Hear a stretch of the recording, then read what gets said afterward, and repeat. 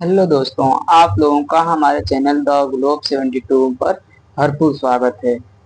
हम 15 वर्षों की पीवाईक्यू कराने जा रहे हैं, जो कि टॉपिक वाइज कराए जाएंगे। टॉपिक वाइज सॉल्व पेपर भी रहेंगे। आईएएस प्रारंभिक परीक्षा में जो क्वेश्चन पूछे गए हैं वो हम कराएंगे इसमें।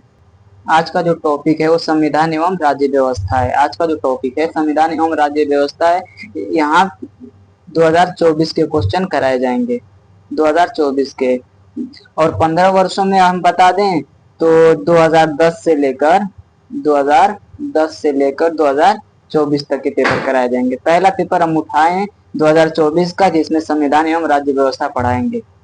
टॉपिक वाइज रहेंगे और चारों ऑप्शन को डिस्कशन किया जाएगा, जिससे भविष्य में आए हुए क्वेश्चन से हम लड़ सकें और उनका सामना कर सकें। तो आइए हम शुरू करते हैं। पहला क्वेश्चन है कि लोकसभा के अध्यक्ष के संबंध में निम्नलिखित कथनों पर विचार कीजिए। जब लोकसभा के अध्यक्ष को हटाने का कोई संकल्प विचाराधीन है, तब यह पीठासीन नहीं होगा, उसे बोलने का अधिकार नहीं होगा, यह संकल्प पर प्रथमतः मत देने का या कि हक नहीं होगा।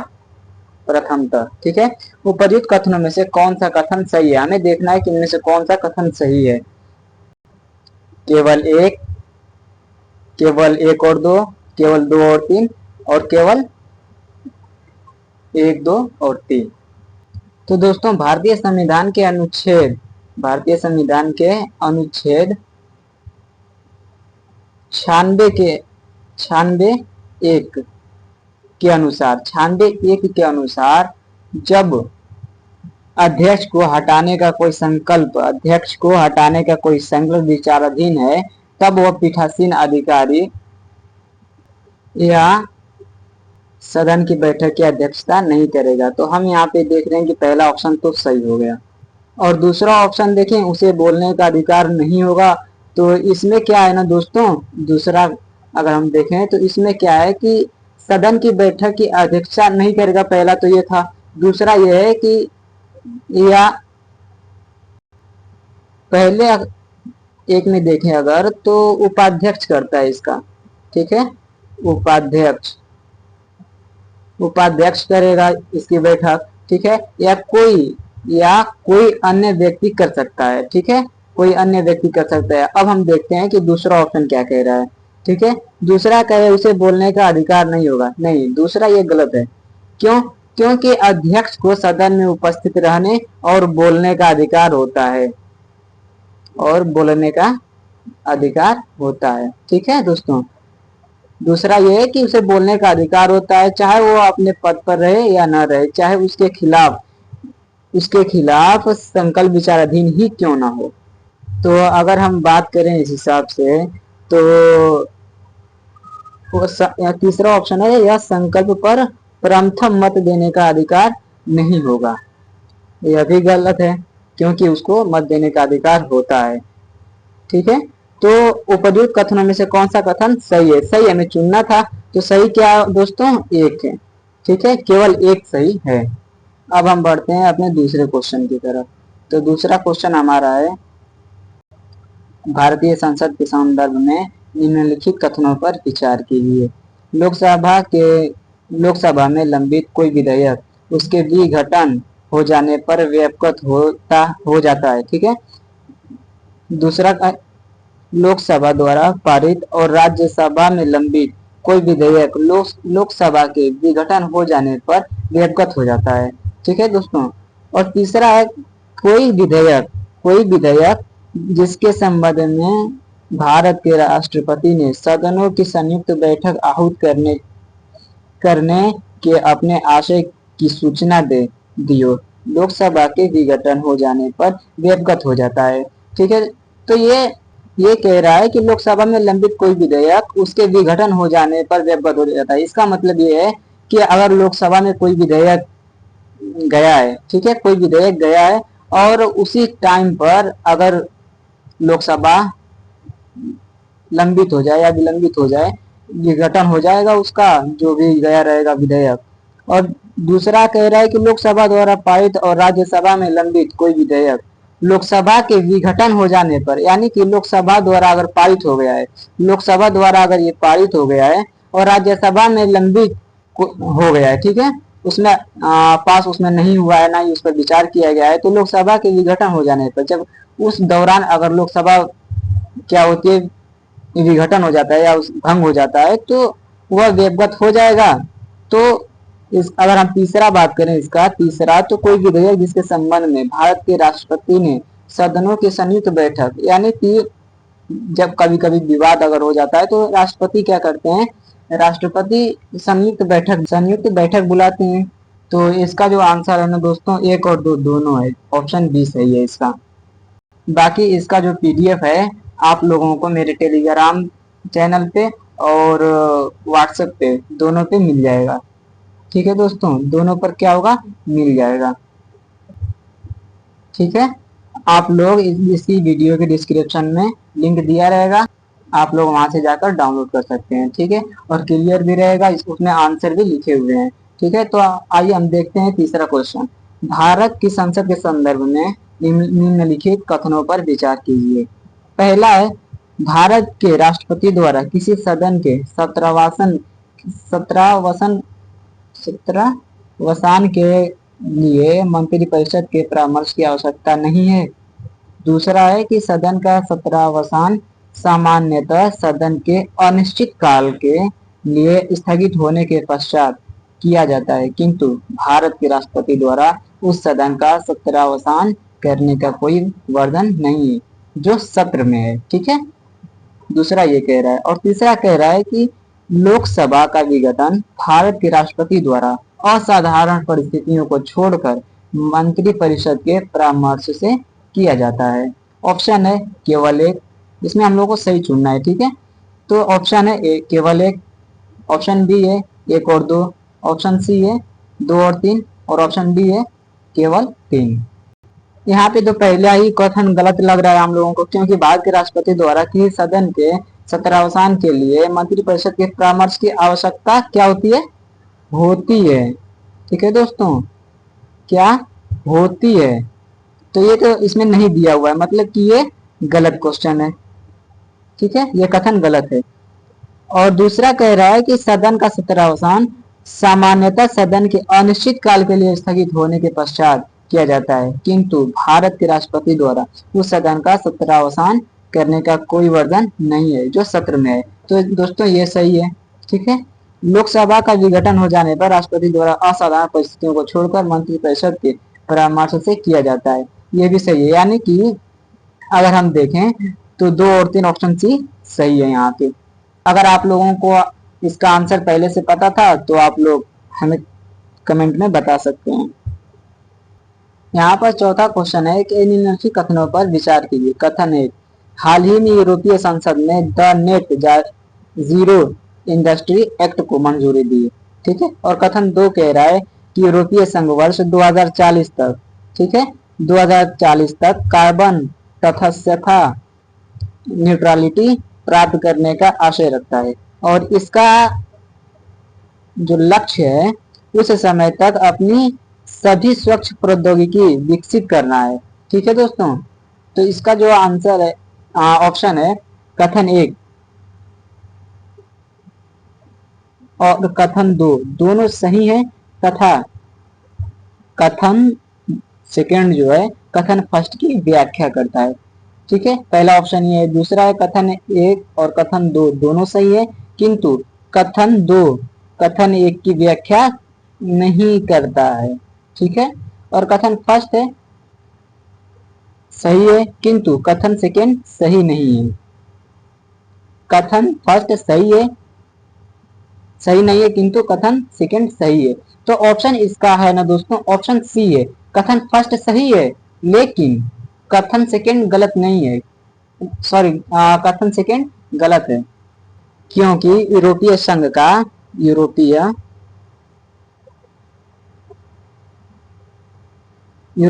का जो लक्ष्य है ना वो है 2050 तक है, और यहाँ पे क्या दे रहा है 2040 दे रहा है, तो ये कथन गलत है। ठीक है, आप लोगों को मुझे बताना है कमेंट में कि यूरोपीय संघ में कितने देश आते हैं। चलिए हम आगे बढ़ते हैं। तो पांचवा क्वेश्चन है, नारी शक्ति वंदन अधिनियम, नारी शक्ति वंदन अधिनियम के संबंध में निम्नलिखित कथनों पर विचार कीजिए। तो इसका फर्स्ट है, यह ये उपबंध 18वीं लोकसभा से प्रभावी होंगे। अधिनियम बनने के बाद यह 15 वर्षों के लिए प्रवर्तन में रहेगा। तीसरा, इसमें अनुसूचित जातियों के लिए आरक्षित कोट के भीतर अनुसूचित जातियों की, सॉरी ये कोट नहीं कूट लिखा हुआ है, यहाँ पे गलत हो गया है, ठीक है, आप लोग सही कर लीजिएगा, कूट है यहाँ पे। तो कूट के भीतर अनुसूचित जातियों की महिलाओं के लिए स्थानों के आरक्षण के उपबंध हैं, ठीक है। ऑप्शन है 1, 2 और 3, ऑप्शन बी केवल 1 और 2, ऑप्शन सी केवल 2 और 3, ऑप्शन डी केवल 1 और 3। तो पहला जो ये दिया हुआ है ना, पहला इसका गलत है। क्यों? क्योंकि ये 17वीं लोकसभा द्वारा लाई गई थी, ठीक है, 17वीं लोकसभा द्वारा, ठीक है दोस्तों, 17वीं लोकसभा द्वारा लाई गई थी। ये 18वीं से डायरेक्ट प्रभावी नहीं थी, ठीक है, 18वीं लोकसभा से डायरेक्ट प्रभावी नहीं थी। तो ये तो पहला गलत हो गया। अब दूसरा देखते हैं। अधिनियम बनने के बाद यह 15 वर्षों के लिए परिवर्तन में रहेगा। ये तो सही लग रहा है कि जी हाँ, 15 वर्षों के लिए ही यह रहता है। अगर चाहेगी संसद तो इसे और बढ़ा सकती है। और 3 क्या कह रहा है, इसमें अनुसूचित जातियों के लिए आरक्षित कोट के भीतर अनुसूचित जातियों की महिलाओं के लिए स्थानों के आरक्षण के उपबंध है। तो ये तो सही है, मतलब कि 2 और 3 सही है, यानी कि ऑप्शन सी सही है यहाँ पे। चलिए अब हम आगे बढ़ते हैं, ठीक है।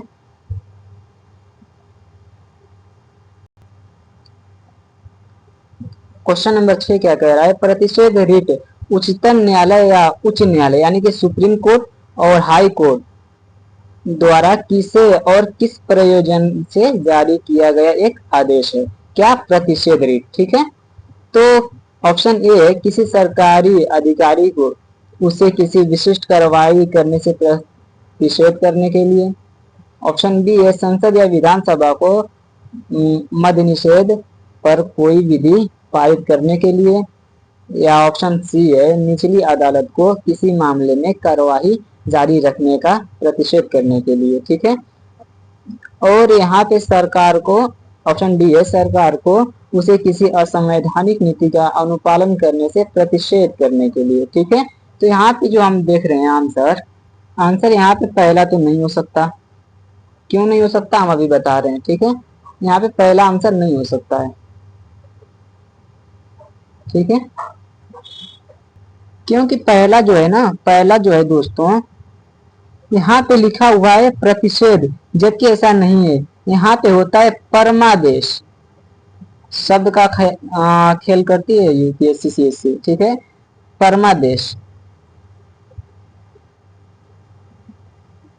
ठीक है दोस्तों, यहाँ पे परमादेश रहता है। सही है, किसी सरकारी अधिकारी को उसे किसी विशिष्ट कार्रवाई करने से प्रतिषेध करने के लिए, मतलब यहाँ तक तो सही है, लेकिन प्रतिषेध के बजाय परमादेश होता तो ये ऑप्शन सही हो जाता।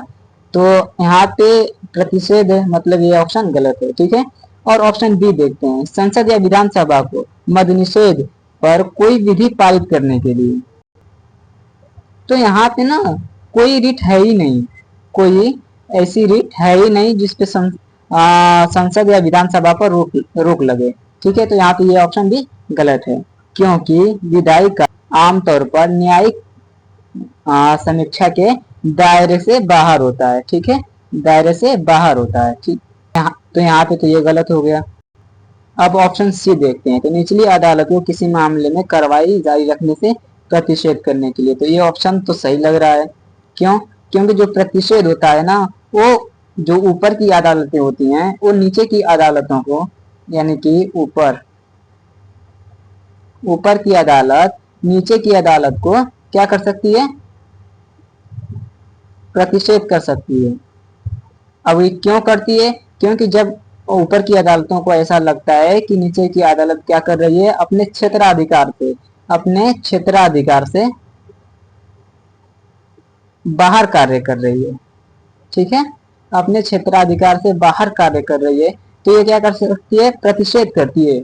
यानी कि हाई कोर्ट अपने से नीचे अदालतों को कर सकती है और सुप्रीम कोर्ट हाई कोर्ट और उससे भी नीचे अदालतों को कर सकती है क्या, प्रतिषेध। तो ये ऑप्शन तो सही लग रहा है। अब जैसे कि मान लीजिए दो नदी का अगर विवाद आ जाए तो सिर्फ और सिर्फ सुप्रीम कोर्ट में जा सकता है, ठीक है। अगर मान लीजिए कि नदी का विवाद आ जाए दो राज्यों के बीच में, ठीक है, तो ये बस सुप्रीम कोर्ट, संविधान कहता है कि सुप्रीम कोर्ट ही जा सकते हैं, ठीक है। लेकिन अगर यही अधिकार अगर हाई कोर्ट को दे दिया जाए और मान लो कि यूपी और बिहार के जो हाई कोर्ट है वो तो इलाहाबाद हाई कोर्ट है, ठीक है, तो क्या करेगा कि हो सकता है कि कोर्ट अपने पक्ष में फैसला सुना दे, इसलिए निष्पक्ष जांच करने के लिए सुप्रीम कोर्ट इसका फैसला देती है, ठीक है। तो ऑप्शन सी सही है। अब देखते हैं ऑप्शन डी। तो सरकार को उसे किसी असंवैधानिक नीति का अनुपालन करने से प्रतिषेध करने के लिए, फिर यहाँ पे आया दोस्तों प्रतिषेध।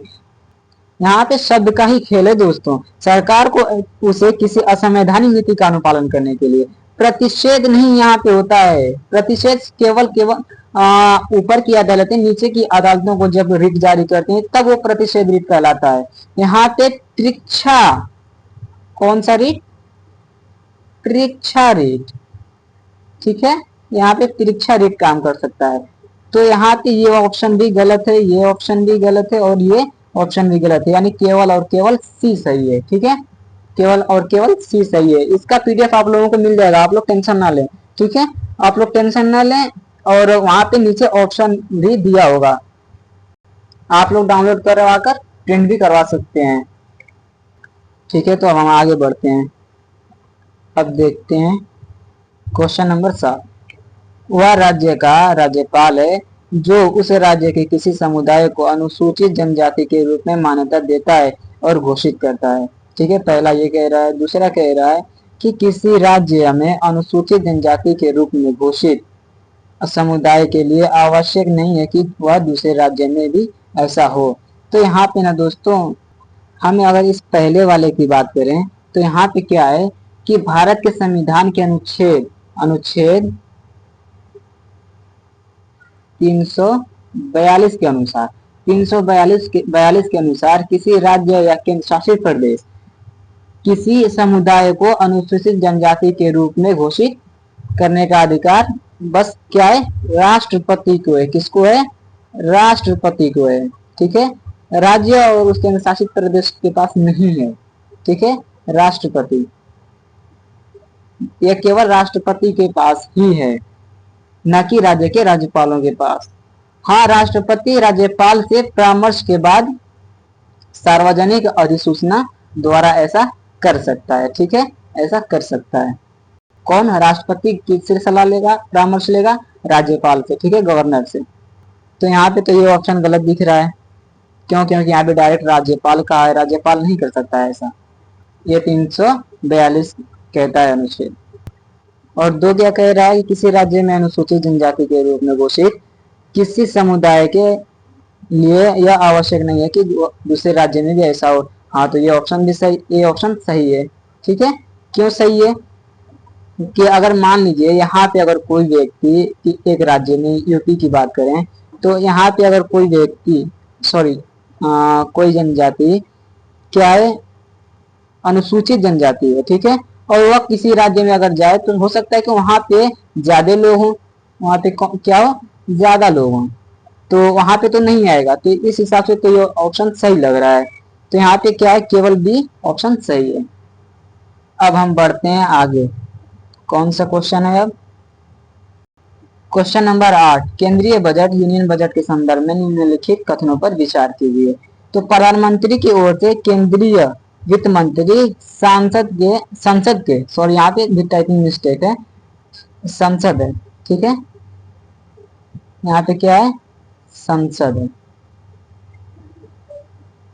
तो यहाँ पे संसद के दोनों सदनों के समक्ष वार्षिक वित्तीय विवरण रखते हैं, ठीक है। और दूसरा है कि केंद्रीय यानी यूनियन स्तर पर भारत के राष्ट्रपति की अनुशंसा के बिना अनुदानों की मांग नहीं की जा सकती। यहाँ पे ध्यान देने वाली बात है, की जा सकती है या नहीं की जा सकती। यहाँ पे बहुत ही गौर से पढ़ने वाली बात है और समझने वाली, वरना यहीं पे बहुत सारी गलतियां होती हैं। ठीक है, तो अगर हम पहला क्वेश्चन देखें तो प्रधानमंत्री की ओर से केंद्रीय वित्त मंत्री, ठीक है, संसद के दोनों सदनों के समक्ष वार्षिक वित्तीय विवरण रखते हैं। ये बात तो सही है, पर क्या है ना दोस्तों कि यहाँ पे यूपीएससी आईएएस यूपीएससी सीएससी ने जो यहाँ पे आंसर की जारी किया है, यहाँ पे कह रहा है कि ऑप्शन सी सही है।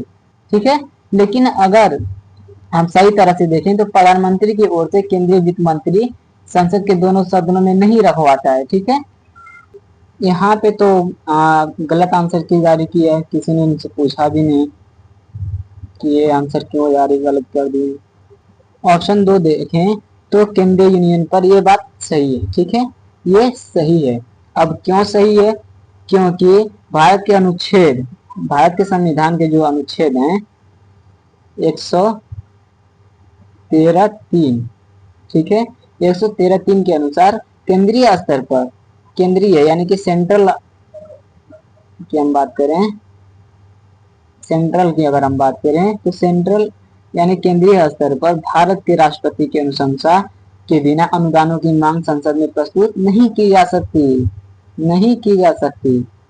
ठीक है, यहाँ पे भी क्या दिया हुआ है, नहीं की जा सकती, तो ये ऑप्शन सही है। अगर अब हम बात कर ले थोड़ा सा, तो यहाँ पे अगर इस हिसाब से देखा जाए तो ऑप्शन बी सही है। ठीक है, ऑप्शन बी सही है, ऑप्शन बी सही है। ठीक है, इस हिसाब से अगर हम देखें तो, अगर यूपीएससी के हिसाब से अगर हम देखें तो ऑप्शन सी सही है। ठीक है, ऑप्शन सी सही है। तो हम ये क्वेश्चन छोड़ देते, लेकिन यहाँ पे ये बताना जरूर था कि कभी कभी क्या होता है ना कि यूपीएससी से बड़ी ऐसी संस्था से भी क्या हो सकती है, गलतियां हो सकती हैं। तो आप लोग जो पढ़कर जाएं उसे ही करने की कोशिश करें, ये नहीं कि डाउट में आ जाए और पता चले कि गलत आंसर ही मार के चले आए। क्योंकि जब यूपीएससी जैसे बड़ी संस्था से अगर गलती हो सकती है तो भाई हम लोग तो एग्जाम के प्रेशर में रहते हैं, हो ही सकती है। ठीक है, तो अब हम आगे बढ़ते हैं। ठीक है, यहाँ पे आप लोग देख लीजिएगा, क्वेश्चन नंबर 9 है कि डॉक्टर राजेंद्र प्रसाद के कार्यभार संभालने से पहले संविधान सभा के अस्थायी सभापति कौन थे? ठीक है, तो option A C Rajagopalachari, option D doctor B R Ambedkar, option C T Krishnamachari और option D doctor Sachchidanand Sinha. तो हम सबको पता है कि ऑप्शन डी सही है। क्यों? क्योंकि ये सबसे ज्यादा ना वहां पे क्या बोलते हैं, उम्र के थे। ठीक है, तो इनको ही पहले अस्थायी रूप में बनाया गया सभापति। ठीक है, उसके बाद कौन बने? डॉक्टर राजेंद्र प्रसाद परमानेंटली बन गए। ठीक है, आप लोगों को ये भी पता होगा कि ये पहले थे अस्थाई। ठीक है, और अस्थाई की बात करें तो डॉक्टर सच्चिदानंद सिन्हा जी थे। अब चलिए हम आगे बढ़ते हैं। ठीक है, तो आगे अगर हम बढ़े, हमें क्वेश्चन नंबर 10 मिल रहा है। ठीक है, तो क्वेश्चन नंबर 10 जो है वो कह रहा है कि भारत के संविधान के अनुच्छेद 368 के अनुसार संसद निम्नलिखित में से किसके द्वारा संविधान के किसी उपबंध में संशोधन कर सकेगी? क्या क्वेश्चन कह रहा है कि भारत के संविधान के अनुच्छेद 368 के अनुसार, यानी संविधान में अगर कभी भी संशोधन करना हो तो संसद किसका प्रयोग करती है? 368 का प्रयोग करती है। ठीक है, एक बार ऐसा हुआ था ना कि जैसे सुप्रीम कोर्ट में कई बार केस गए थे कि प्रस्तावना संविधान का भाग है या नहीं है। ठीक है, तो एक बार तो सुप्रीम कोर्ट ने मना कर दिया कि नहीं है, फिर बाद में उसको आत्मा भी बताया। ठीक है, लेकिन ये लोग क्या किए ना कि 368 का प्रयोग करके वहां भी संशोधन कर दिए, यानी एक बार वहां प्रस्तावना में भी संशोधन हो चुका है। और संशोधन कितने संविधान संशोधन द्वारा करके क्या जोड़ा गया, आप लोग इसका हमें कमेंट में जवाब दीजिएगा। ठीक है, तो हम आते हैं क्वेश्चन पे। तो परिवर्तन या निरसन। ठीक है, तो नीचे दिए गए कोड का प्रयोग कर सही उत्तर चुनिए। तो ऑप्शन ए है केवल 1 और 2, ऑप्शन बी केवल 2 और 3, ऑप्शन सी केवल 1 और 3, या ऑप्शन डी एक, दो और तीन। तो इनमें से कौन सा सही है? आप लोग इसका आंसर अगर पता है तो कमेंट में कर दीजिएगा, वरना हम तो अब बता ही रहे हैं। ठीक है, ऑप्शन डी। ठीक है, अब परिवर्तन, परिवर्धन क्या होता है?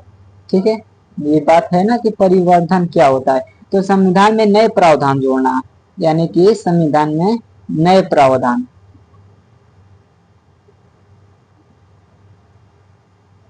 अगर संविधान में नए प्रावधान जोड़ना होगा तब किसका प्रयोग करेंगे? परिवर्धन का करेंगे। ठीक है, परिवर्तन क्या होता है?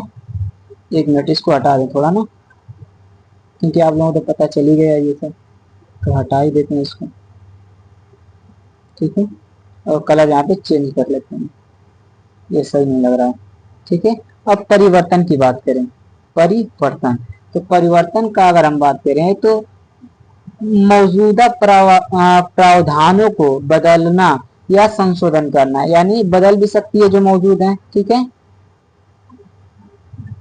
बदल सकती है और संशोधन कर सकती है, दो कर सकते हैं इसके, संशोधन कर सकते हैं। ठीक है, तो ये भी दो एक हो गए। ठीक है, और तीसरा है निरसन। अब निरसन में क्या है? किसी मौजूदा प्रावधानों को हटाना या रद्द करना, यानी हटा सकता है। ठीक है, या फिर रद्द कर सकता है।